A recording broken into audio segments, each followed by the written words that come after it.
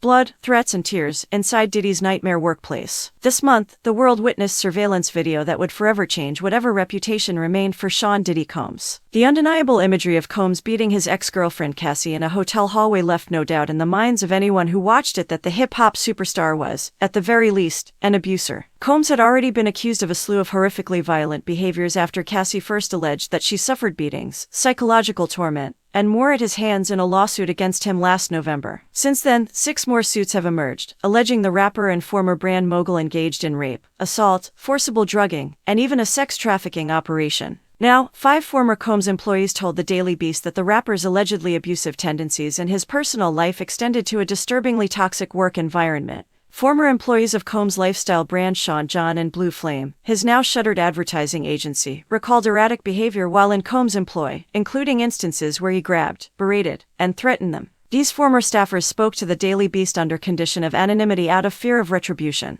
One female Jana-Ojana ex-employee shared a harrowing account about a time Combs grabbed her face following a disagreement about a creative decision. He didn't like that I wasn't agreeing with him, and he wasn't interested in hearing my point of view, the former employee recalled. Instead, Combs allegedly began to yell and compared himself to a renowned fashion designer. "When you speak to me, you should imagine that you're talking to Karl Lagerfeld," she recalled Combs telling her. "Anything I say, assume that it's coming from Karl Lagerfeld." At that point, I didn't have a response to that, and he reaches out and he grabs my face, she added. He puts one hand on both sides of my cheeks and says, "Stick out your tongue," and then he squeezes my face harder and yells at me to stick out my tongue, forces his hands on my face. She recounted how Combs then told her he just wanted to see if her tongue was bleeding, because she was clearly biting it. "I started looking for a job immediately after that moment," she said. "I just wasn't interested in being there to deal with that kind of treatment. You have to really idolize him and see him as an icon. I didn't. I was just there to do my job." This former staffer was one of several who told the Daily Beast that they weren't shocked by the disturbing surveillance video released earlier this month showing Combs assaulting Cassie in the hallway of a Los Angeles hotel in 2016.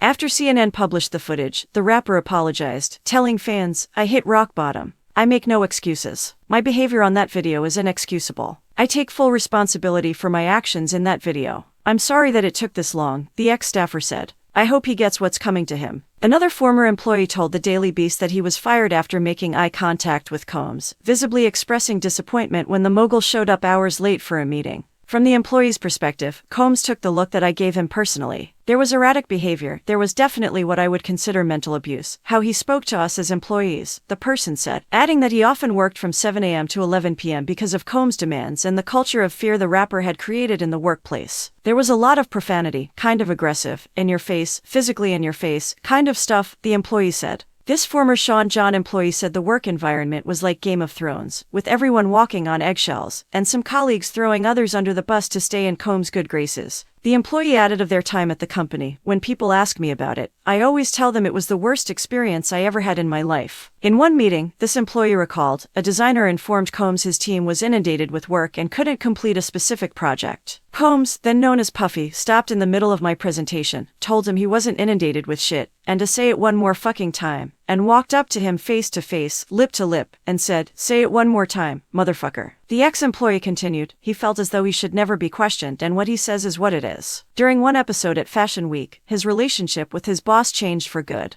After inquiring with Jana-Ojana's CEO Jeffrey Tweedy about whether an unidentified woman at an event was Combs' girlfriend, the employee said the rapper seemed possessive over his gal pal. He said Tweedy replied in a huff, "You can't ask questions like that. What are you doing?" Then Puff came over and didn't even look at me and said, "What did he say?" And then Jeff said to Puff, "He was asking about your girl." Combs, the employee claimed, glared at him, shook his head, and walked away. That night, before the employee left, he thanked Combs for the invitation. He claimed the rapper grabbed him very forcefully, walked him to the elevator, and declared, "We want this to work out. You can't ask questions like that. This is New York." While this employee said he didn't see Cassie at the office often enough to witness any of the violent treatment she described in her lawsuit, he said the infamous hotel video was not a shock at all. Yet another former Jana-Ojana employee recalled how Combs oversaw the company through fear. One company director was so terrified of the rapper-turned-mogul that he'd leave the building every time Combs arrived, this former staffer claimed. Turnover at the company was high, a marketing director might have lasted only 6 months. This ex-employee also echoed the toxic work culture that others described firsthand. In fact, they said, there was a specific term used around the office, catching a brick, for when a staffer became a target for Combs' ire. It was as if you're walking down the street and someone randomly threw a brick at your head out of the blue, this former Combs employee said. Out of the blue, if he was unhappy with something that you might not have done but he thought you did, you caught a brick, they continued, recounting how Combs verbally attacked him until I was surrounded by security guards, rushed over, while he's 6 inches from my face, screaming at me, telling me I fucked up. That's when I learned what a brick is. I caught my first brick, my only brick. The employee put up with the rapper and the culture for a time, because the opportunity he gave to young black entrepreneurs, people that had vision and passion, it was super inspirational. For this former Combs employee, the Cassie video did come as a shock. I was surprised by the level of violence that he had toward Cassie in that video. I didn't see his anger going to that level. I really didn't. I wouldn't have stayed had I known what was going on, I'll tell you that much. Cassie settled her November lawsuit accusing Combs of rape and beatings a day after it was filed. While her lawsuit accused Combs of sex trafficking and sexual battery, it also included claims for sexual harassment, gender discrimination, and hostile work environment. The legal papers mirror what some employees told the Daily Beast they faced in the office: loyalty to Combs without question. Mr. Combs' aggressive and demanding approach to those he worked with made it impossible for anyone to challenge him, the complaint stated, and Ms. Ventura soon learned that Mr. Combs insisted on blind loyalty from everyone in his inner circle. Still, the suit also said that Combs would order his employees to lure Cassie back whenever she tried to escape him. Throughout their relationship, Mr. Combs was prone to uncontrollable rage, and frequently beat Ms. Ventura savagely, the complaint added. These beatings were witnessed by Mr. Combs' staff and employees of Bad Boy Entertainment and Mr. Combs' related businesses, but no one dared to speak up against their frightening and ferocious boss. A former Blue Flame employee echoed the experiences of those who worked at Jana-Ojana. There was a lot of cursing, a lot of talking to people crazy, a lot of bitches, fuck you, or stupid, or I'll fire y'all bitches right now. She said that in her experience, she'd never seen him be like that with men unless they had no power or stature in the industry. Combs' female assistants would warn newcomers about his behavior, she added.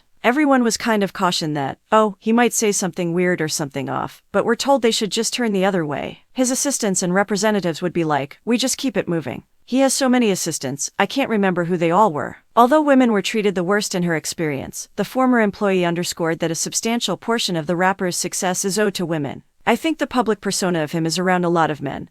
But a lot of women have made him money, she said. He has a lot of power, but I don't think a lot of people understand how many women work for him. This former employee specifically referenced Combs executives Dia Sims, Erica Q, and Erin Harris as examples of powerful women who collectively have been crucial to his growth. Sims was formerly Combs' assistant before she became president of Combs Enterprises. Along with Q and Harris, the three executives now hold prestigious roles outside of Diddy's sphere of influence. I can't say that these women are pushovers, she continued.